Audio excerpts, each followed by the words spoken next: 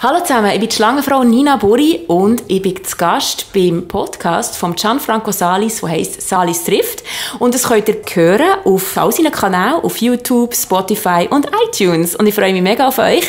Schaut ein, hört zu und es wird sicher cool. «Salis trifft», die Podcast-Show mit bekannten Schweizer Persönlichkeiten. Präsentiert von Gianfranco Salis. Mein heutiger Gast ist eine Schweizer Kontorsionistin und Balletttänzerin. Mit 18 hat sie an der Staatlichen Ballettschule Berlin ihre Ausbildung erfolgreich als staatlich geprüfte Bühnentänzerin abgeschlossen. Mit 23 hat sie die Schweiz verlassen und hat am Staatstheater Saarbrücken eine Rolle als Balletttänzerin angenommen. Von dort an ist es steil aufwärts gegangen. So hat sie im Bal du Moulin Rouge in Paris sowie in diversen Fernsehshows in Deutschland und der Schweiz performt. In Shows in Israel, Berlin und Tokio. Im Jahr 2009 hat sie den Schweizer Wettbewerb Kleine Prix Valo gewonnen. 2011 ist sie in der Show «Die grössten Schweizer Talente» Zweite geworden und im französischen Pendant von dieser Show «La France a un incroyable talent» hat sie ebenfalls im Finale performt. Sie ist 2013 mit dem Schweizer Nationalzirkus Knie auf Tournee gegangen, hat den DJ Bobo auf der Tour als Hauptcharakter von seiner Show «Circus» begleitet. Ist Finalistin bei der NBC Casting Show America's Got Talent gewesen. Und heute ist sie bei mir bei «Salis trifft» auf Besuch und ich freue mich riesig auf den Tag mit dir. Willkommen, Nina Buri. Danke, hallo Gianfranco. Nina, wie startest du in einen Tag? Mit einem leichten Stretch im Bett. Nein, das stimmt. Ich tue immer so meine Beine auf den Kopf ziehen. Das sieht für ein paar Leute so ein bisschen komisch aus. Aber für mich ist das so eine Katze, die sich nach einem langen Schläfchen so ein bisschen zurechtbiegt. Und ja, dann ist es gut zum Morgen. Das ist mir wichtig. Und ja, dann, je nachdem, was ansteht. Entweder bin ich sozusagen das Bürofräulein, wo ich mache mein eigenes Management, dann muss ich ein paar Stunden am Computer sitzen. Oder aber ich habe eine Reise vor mir, wo ich eine Show habe am Abend. Oder ich trainiere, wo ich am Nachmittag vielleicht ein Shooting habe oder so. Also jeder Tag ist ein bisschen anders. Das Einzige, was fix ist, ist natürlich mein Training, das muss immer sein.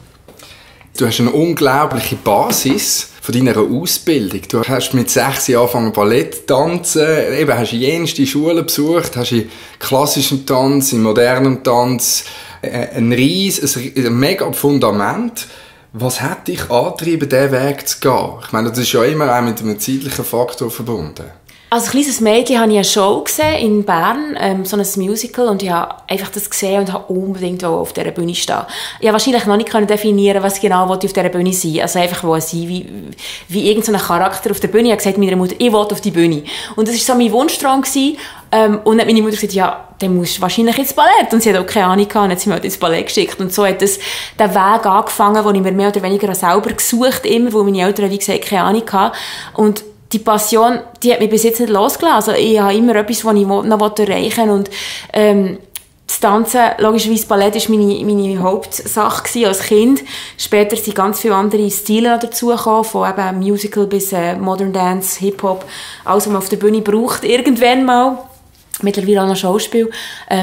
Ja, und dadurch, ich habe das Gefühl, das ist mein Platz, den ich habe in dieser Welt. Also ich gehöre auf die Bühne und das habe ich aber schon früh entdeckt. Und du machst das auch mit Leidenschaft? Muss man unbedingt, weil das wäre eine Tortur, ganz ehrlich. Jeden Tag 4 Stunden Training, ohne dass du es wirklich gerne machst, das würdest du nicht aushalten. Und eben das, was alles auf dich muss, bei diesen Sachen, du machst es mit Passion, mit Leidenschaft, mit Herzblut und darum bist du auch so weit gekommen, gibt es gleich, wenn du zurückschaust, irgendeinen Moment, wo du hast beißen musst? Ganz viel. Also Ballett ist kein einfacher Weg. Und ich habe oft gehört, also sehr oft, mehr als genug, nein, es reicht nicht, nein, du bist schlecht, nein. Also viel Neins. Und dass auch da immer noch, sagen wir mal, die Passion zu behalten und zu sagen, nein, es stimmt nicht, ich kann es trotzdem, ich zeige diesen Leuten jetzt, dass ich es kann. Das braucht sehr viel Willen, Disziplin und eben auch Durchhaltevermögen. Und da hat es so viele Niederlagen gegeben. Also, da ist das Schlangenmenschleben eigentlich ein Walk in the Park dagegen, vom Erfolg her, also wie ich es als Balletttänzer nicht hatte. Also da habe ich wirklich recht viel müssen.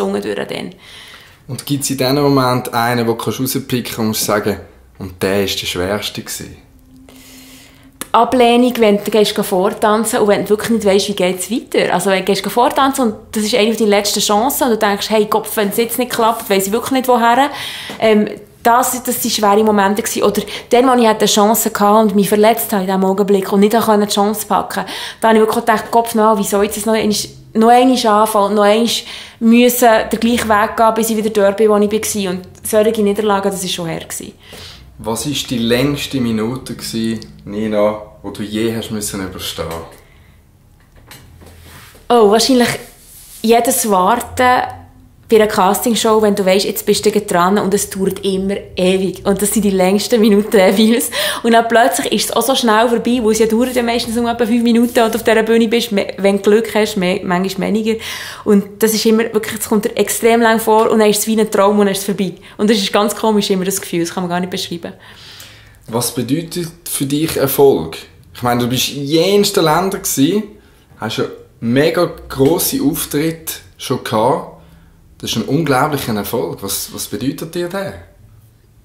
Ja, sehr viel, wo es eben auch ein Lohn ist vom Dranbleiben. Ich würde sagen, heutzutage das Problem mit den jungen Leuten ist, sie bleiben meistens nicht dran. Wenn jemand eine Ausbildung gemacht hat, heisst das heute eigentlich noch gar nicht. Du machst meistens dann noch vielleicht das oder das oder das. Früher hast du wie eine Ausbildung gemacht, dann bist du das Leben lang das Gleiche gewesen und hast das auch irgendwie gemacht und durchgehalten. Und ich habe fast das Gefühl, da hat man ihm ernster nehmen. Heutzutage weiss man manchmal gar nicht, was ist das für ein Mensch. Der Taxifahrer ist eigentlich noch ein Kellner, dann ist er eigentlich noch ein Produzent, dann ist er eigentlich noch ein Manager, dann kommst du gar nicht raus. Also, ich glaube, wichtig ist wirklich, dass du für etwas stehst. Also bei mir ist jetzt Schlangenfrau, in den Köpfen der Schweizer Leute natürlich, oder eben Tänzerin vorher, und nachher wirklich auch dran bleibst und immer wieder zeigst, ja, das mache ich und für das bin ich gut und das mache ich seit Jahren eben auch immer besser. Also nicht, dass ich sage, wenn mal ein kleiner Wind weht, bin ich schon wieder weg vom Fenster auf etwas Neues an. Das kann man fast nicht ernst nehmen. Also du bist der Meinung, jeder ist seines Glücks eigener Chef oder Schmied? Ja, eigentlich schon, wo ich würde nie jemand anderem die Schuld geben, wenn es bei mir nicht klappt. Also ich weiss immer, es hat auch mit mir zu tun und klar kann ich Pech haben, aber vielleicht will mir irgendwie Gott oder das Universum mal sagen, hey, vielleicht ist das nicht der richtige Weg. Ich habe manchmal das Gefühl, Ballett ist vielleicht noch nicht das gewesen, was ich wirklich machen musste, darum war es vielleicht auch schwer gewesen. Aber ich musste da durchgehen, um eben heute die zu sein, die ich bin.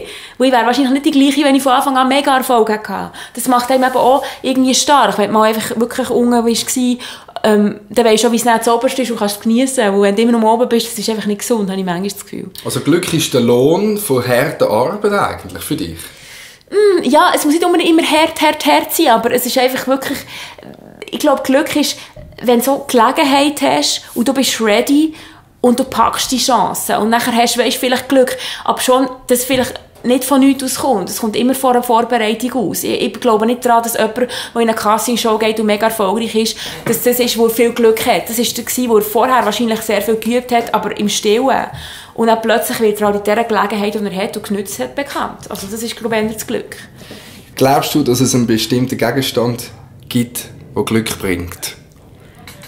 Ein Gegenstand? Ja, es gibt viele Leute, die glauben an Sachen. Klar, die haben zum Beispiel einen Talisman oder ich habe ein kleines Hündchen, das ich immer dabei habe, wo ich denke, das muss ich immer dabei haben. Aber ich weiss nicht, ob das ist, was mir tatsächlich das Glück bringt. Also es ist einfach ein schöner Moment, wo du kannst sagen, ich habe etwas dabei, was mir etwas bedeutet, das immer dabei ist, zum Beispiel. Oder? In guten wie in schlechten Zeiten. Aber ob mir das wirklich so viel Glück bringt, das kann ich nicht sagen. Du bist überall unterwegs auf der ganzen Welt. Was ist für dich Heimat?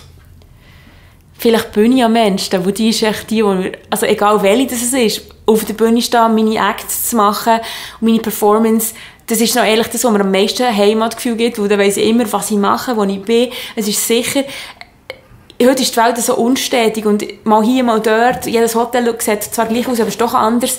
Und klar kann ich sagen, die Schweiz ist meine Heimat, weil dort ist meine Familie.